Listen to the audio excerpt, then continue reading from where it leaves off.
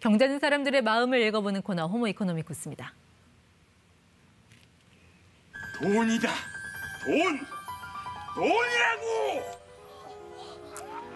네, 내 돈, 은행 돈 다 끌어와도 집 장만하기 쉽지 않은 요즘. 이렇게 부모님 도움을 받는 경우가 덜어 있습니다. 자, 그런데 증여세는 내셨나요?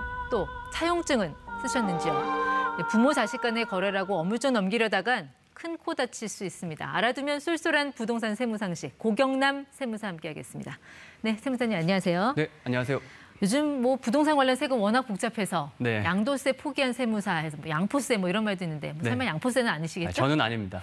요즘은 이제 하루가 다르게 바뀌어가지고 저 같은 경우에도 따라가려고 공부를 진짜 많이 하고 있는데요. 네. 요즘은 이제 세무사들뿐만 아니라 집을 사고 파시는 분들도 반드시 제출해야 되는 서류가 있기 때문에 네. 공부를 진짜 많이 하셔야 됩니다. 집을 살 때 꼭 내야 하는 서류라는 게 네. 어떤 걸 말씀하시는 겁니까? 제가 말씀드린 거는 바로 자금 조달 계획서와 입증 자료인데요. 두 가지. 네. 우리가 주택을 매매 계약하게 되면 30일 이내에 실거래가 신고를 하게 되어 있는데 이 실거래가 신고를 할 때 네. 자금을 어떻게 마련했는지 자금 조달 계획서와 경우에 따라서는 입증 자료까지 같이 제출을 해야 됩니다.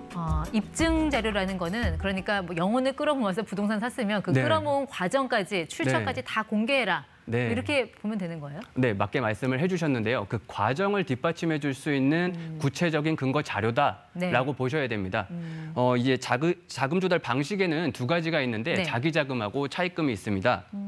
먼저 자기자금의 입증 자료로는 네. 예금 잔액 증명서, 그리고 잔고 증명서, 증여나 상속을 받았다면 신고서나 납세 증명서가 있고요. 네. 차입금의 입증 자료로는 차입금이라면 빌린 돈. 빌린 네. 돈이죠. 부채 증명서, 대출 신청서, 또 개인 간의 차용 거래라고 한다면 차용 관련 자료를 증빙 자료로 사용해야 되겠죠. 그렇군요. 그러면 집 사려는 사람들은 이런 서류를 무조건 다 제출을 해야 되는 거예요? 반드시 모두가 제출을 해야 되는 거는 아니고요. 현재 기준으로는 3개의 지역으로 구분을 할 수가 있는데 네. 투기과열 지구와 조정 대상 지역, 그리고 비규제 지역입니다. 먼저 이제 투기과열 지구는 거래 금액과 무관하게 자금 조달 계획서와 입증 자료를 전부 제출을 하셔야 되고, 네. 이 조정 대상 지역은 거래 금액과 상관없이 자금 조달 계획서만 제출하시면 됩니다. 네. 다만 이제 비규제 지역 같은 경우에는 6억 원 이상의 주택을 취득할 때만 네. 자금 조달 계획서를 제출하시게끔 되어 있죠. 그러니까 주택을 어느 지역에서 취득하느냐에 따라서 이 제출 여부가 달라진다는 네, 말씀이세요? 달라질 수 있습니다. 자, 만약에 부부가 공동명의로 부동산을 산다. 네. 그 경우에는 자금 조달 계획서를 그러면 부부가 각각 따로 제출을 해야 되는 건가요? 네, 각각 따로 작성을 하셔야 됩니다. 작성하시는 방법 자체가 크게 다르진 않는데 이제 부부가 각각 작성을 하기 때문에 본인 지분에 해당하는 금액에 대해서 네. 이 금액을 어떤 방식으로 마련을 할 것인지 그걸 구체적으로 작성을 하시고요. 네. 이 자금 조달 방식을 뒷받침해 줄 수 있는 구체적인 입증 자료도 각각 준비를 하셔야 되겠죠. 만약에 한 명은 소득이 있고 네. 다른 배우자는 만약에 소득이 없는 네. 전업주부라고 한다면 그런데 이제 공동명의로 하고 싶어요. 네. 근데 이 주부는 그러면 자금을 누군가에게 의존을 해야 될 텐데 네네. 조달 계획서를 어떤 식으로 써서 내야 되는 거죠? 지금 이제 질문을 주신 게 보통 요새 이제 공동명의 할 때 가장 흔하게 발생하는 케이스인데요. 네. 말씀하신 경우라면 소득이 있는 배우자가 전액을 지불해야 되기 때문에 이 전업주부는 상대방 배우자로부터 네. 증여를 받은 것으로 보게 됩니다. 이 전업주부라는 표현은 소득 활동을 전혀 하고 있지 않다라고 볼 네. 수가 있는데 우리가 상대방 배우자로부터 전업주부가 생활비를 받아서 사용하는 건 이거는 이제 공동생활을 위한 소비니까 네. 증여로 보지는 않습니다. 하지만 이게 이제 투자 활동을 한다거나 네. 또는 지금처럼 주택을 구입한다거나 할 때는 네. 상대방 배우자로부터 받은 자금이 내가 세금을 낸 소득은 아니기 때문에 자금 출처 시에 증여로 보게 되는 거죠. 어쨌든 전업주부가 뭐 소득 활동은 안 한다고 하지만 뭐 청소하고 빨래하고 뭐 이런 네. 가사 노동은 좀 인정을 해줘야 되는 거 아닌가요? 네, 맞습니다. 전업주부의 가사노동 활동도 어느 정도 인정을 받아야 되기 때문에 부부 간에는 10년간 6억 원까지 네. 세금 없이 증여가 가능합니다.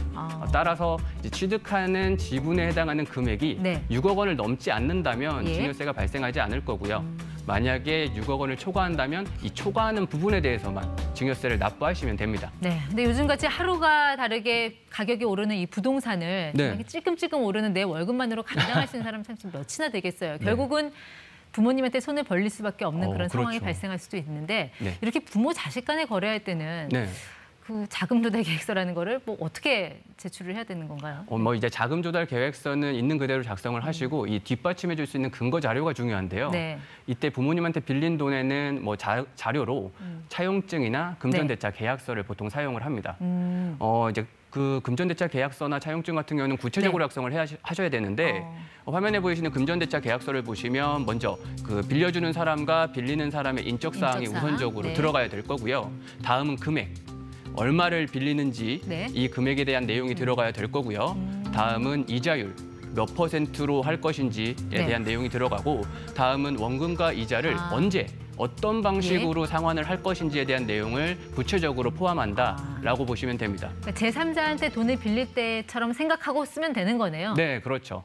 이렇게 차용증만 쓰면 다 되는 건가요? 이제 차용증만 작성한다라고 해서 모두가 다 인정을 받을 수 있는 거는 아닙니다. 먼저 원칙적으로 말씀을 드리면 이 부모 자식 간에 서로 빌린 돈은 네. 원래 취득 자금으로 인정을 해주고 있지는 않습니다. 다만 이제 다수의 판례가 보여주듯이 네. 본인의 상환 능력이 충분하고 원금과 이자를 지급하는 등 네. 거래 내용과 자료로 이제 진짜 빌린 게 맞다라고 네. 한다면 취득 자금으로 인정을 해주고 있습니다. 따라서 이제 본인의 능력으로 네. 상환하는 과정 자체를 입증할 수 있어야 된다라고 보셔야 상환에 되죠. 대한 액션도 보여줘야 된다는 네, 맞습니다. 말씀이시네요. 근데 부모 입장에서는 사실 이거 이자 안 받고 빌려주고 싶기도 할 텐데 네, 그렇죠. 자, 부모한테 그러면 이자는 얼마를 줘야 되는 건가요? 현재는 세법에서 적정 이자율로 4.6%를 정하고 네. 있습니다. 4.6%요? 네. 요즘 뭐 은행 이자가 3%대 내는데 4.6%다 줘야 되는 겁니까? 반드시 다 줘야 된다라고 말씀드릴 수는 없는데요. 이제 제가 이자 설명을 드리기 전에 먼저 네. 이 차용증 거래에는 두 가지의 증여가 있다라고 말씀을 드리고 싶은데 이 첫 번째는 원금의 증여가 있고 두 번째는 이자에 대한 증여가 있습니다. 이 원금의 증여는 상환 과정, 즉 이자 지급을 하지 않는 경우에 이 원금 자체를 빌린 게 아니라 네. 증여받았다라고 보는 거고요. 이자의 증여는 적정 이자율인 이자 금액을 지급하지 않을 때 네. 이자도 증여를 받는 거다라고 예. 보는 내용입니다. 네, 이제 하지만 이 가족 간의 4.6%라는 이자를 주기에는 네. 너무 삭막할 수 있기 때문에 적당히 덜 줘도 되는 금액이 있는데요. 네. 이게 국세청에서 허용하는 금액이 1,000만 원입니다. 한번 예를 한번 좀 들어볼게요. 예를 네. 들어보면 지금 5억 원을 빌렸다고 가정을 해보면요. 4.6%에 대한 이자율은 2,300만 원 이자가 나올 거고요. 2,300만 원에 대해서 1,000만 원 제외를 하게 되면 1,300만 원 이자율로 바꿨을 땐 2.6%가 나오겠죠. 1,000만 원은 그럼 면제를 해준다는 얘기인가요? 네, 1,000만 원까지는 덜 지급해도 괜찮다라고 봐주는 금액입니다. 그래요? 네. 사실 근데 5억 원을 빌려줄 수 있는 부모님들은 그렇게 많지는 않을 것 같고 네. 대략 한 1, 2억 원 정도를 빌려준다고 하면은 네. 1,000만 원이 안 나올 수도 있을 것 같은데요. 그렇죠. 적은 이자가? 돈을 네. 빌려주게 되면은 이제 1,000만 원이 안 되는 상황도 발생을 하는데 네. 2억 원을 빌렸다라고 가정을 했을 때 적정 이자 금액은 1,000만 원 이하인 920만 원이 나옵니다. 네, 하지만 이 내용을 좀 오해하시면 안 되는 게 네. 이자를 지급하지 않는 부분에 대해서 이자만 이제 증여로 보지 않는다는 뜻이기 때문에 상환 과정인 이자 지급 자체를 하지 않고 있으면 네. 원금을 빌렸다라고 볼 수 없기 때문에 네. 이제 국세청 입장에서는 증여받은 것으로 볼 수 있는 거죠. 어쨌든 이자는 꼭 갚아야 된다 그 말씀이신 거예요? 네, 맞습니다. 근데 보통 이제 차용증을 쓴다고 하면 많은 사람들이 오해하는 게 저거 증여세 안 내려고 저러는 거 아니야? 네. 이런 오해 많이 하잖아요. 네, 오해를 많이 하시는데요. 부동산과 샤넬백은 오늘이 가장 싸다고 합니다. 그러다 보니까 이제 영혼까지 끌어모으는 우리 자녀들을 위해서 부모님이 자금은 보태주고 싶고 또 그렇다고 증여세는 내고 싶지 않고 이런 네. 내적 갈등이 심하신데요. 그런 상황에서 이제 차용증을 선택하시는 경우들이 네. 많습니다. 이제 차용증 거래는 이 거래 자체가 증여세를 회피하는 이제 획기적인 방안이라고 생각하시면 안 되고요. 네. 지금 당장 이제 자금이 부족한 자녀에게 내가 대여를 해주는 개념이다라고 보셔야 될 것 같습니다. 네, 뭐 세금 피할 수 없으면 제대로 알고 내는 게 또 방법이죠. 네, 맞습니다. 호모 이코노미쿠스 고경남 세무사와 함께했습니다. 고맙습니다. 네, 감사합니다.